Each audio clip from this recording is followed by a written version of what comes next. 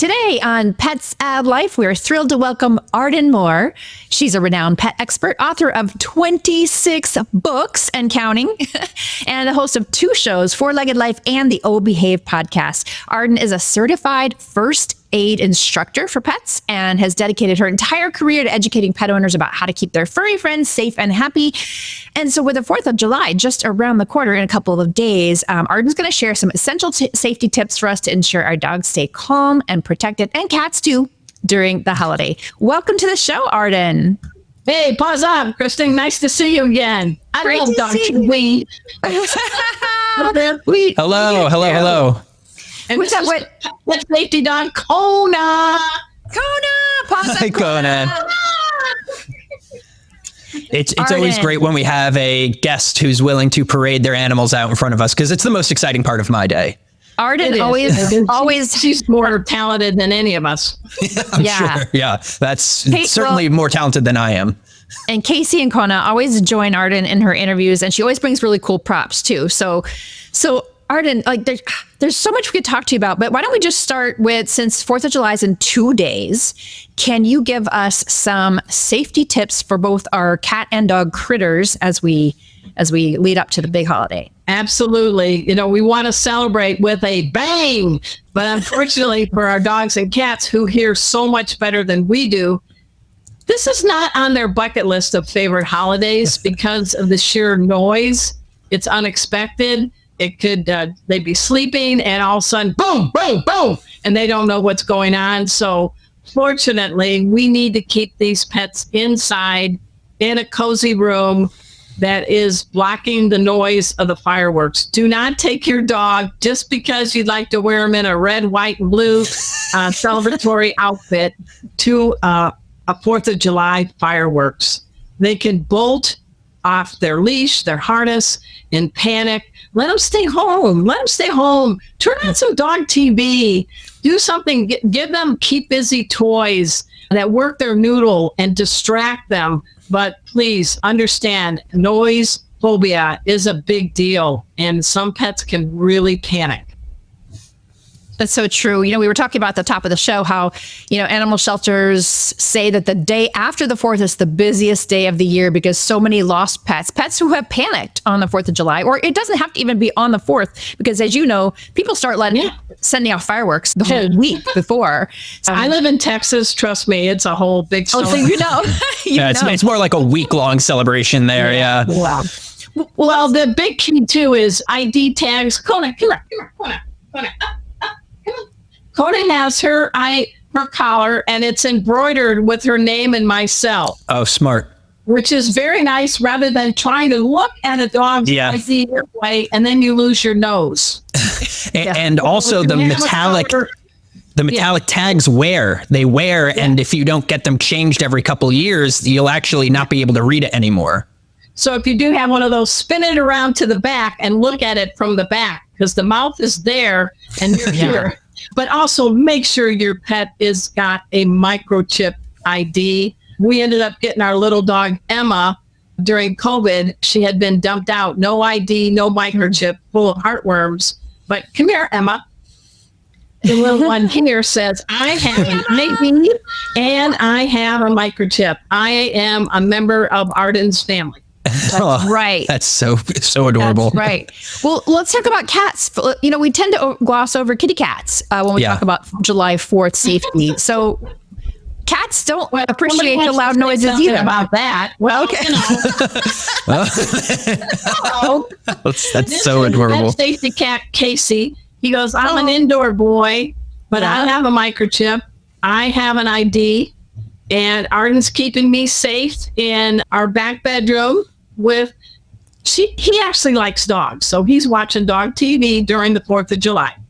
That's nice. You just got to realize they can hide in tiny, tiny, tiny places behind your fridge, under your couch. So I say, put them in a room that's safe, that you can find them. And they like keep busy toys too. They like food puzzles. So give them something to do when the bang, bang, bang is going on. Is there any credence, Arden, to giving your cat a good place to hide? Like putting like a couple of cardboard boxes in the room so that they don't go under the furniture where it might be a little more dangerous? Yeah, exactly, Chris. Kitties like if I sense it fits. So all those boxes you get from different delivery companies, make a little fort for them. Put a little blanket in them, and they think lights out, nobody can find them. They do like to go into little comfy cubby holes. Just make the cubby hole safe. Right. Absolutely. And Arden, the bang, bang, bang is not the only danger to pets around the 4th of July, right?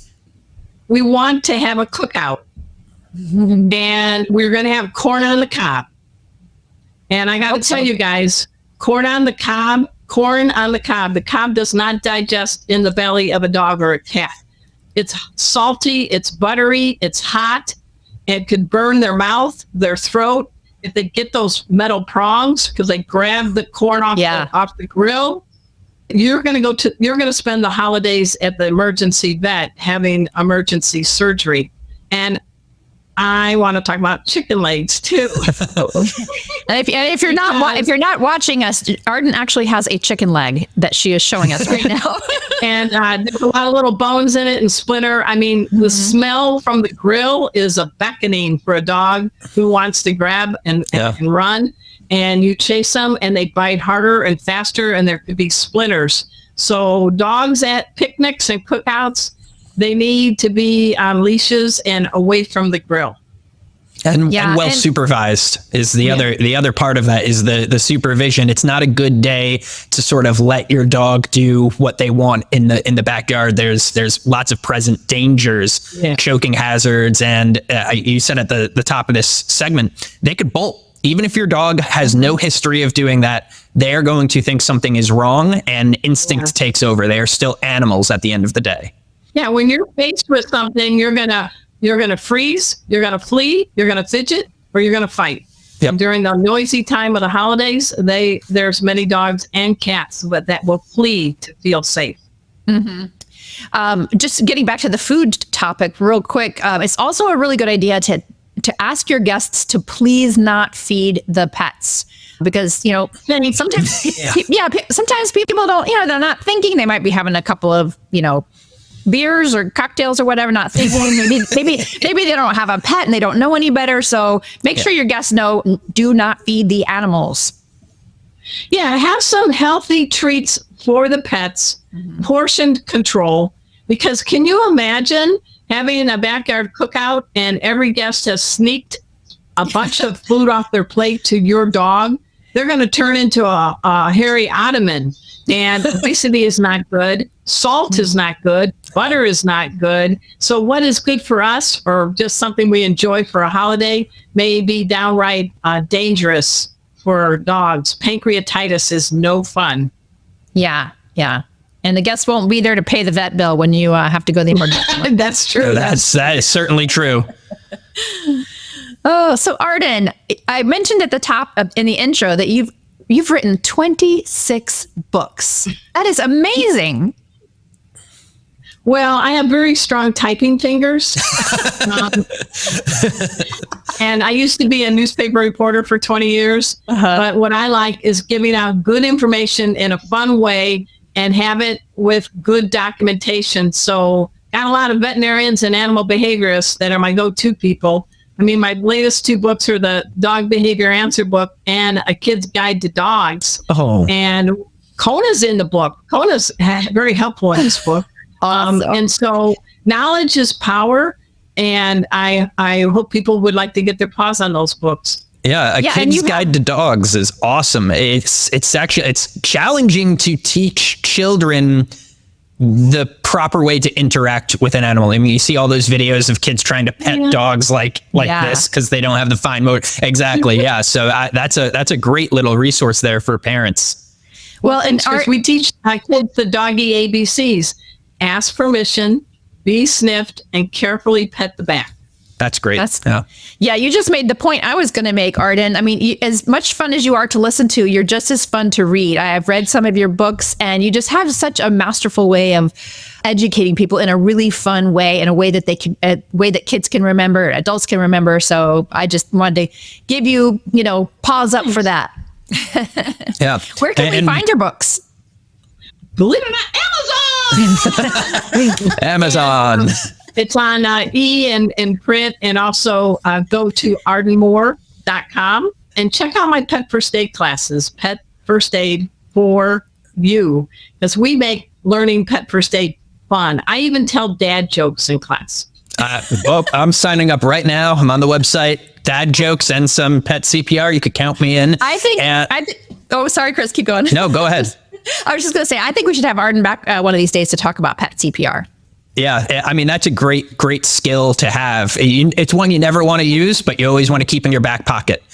And there's a lot of... You're with Kona and the cat, Casey, so you get to take a class with a real dog and a real cat. That's great. That makes it even better. That does make it even better. And, there's probably a lot of folks listening who may not even have pets yet. There's plenty of people who listen to this show that are just considering getting an animal. And that's sort of what Pets Add Life brings to the table, is helping make that process as simple as possible. And knowledge is a big part of that, especially as somebody with anxiety who struggles to make big decisions. Having that kind of information and knowing and feeling comfortable, like, yes, this is a responsibility I'm ready to take on now, could be a great resource for people. So if you're out there listening to the show, you're not really sure if you're ready to get a pet yet, why don't you read through some of Arden's books? You might learn a bit and feel really confident about taking the leap.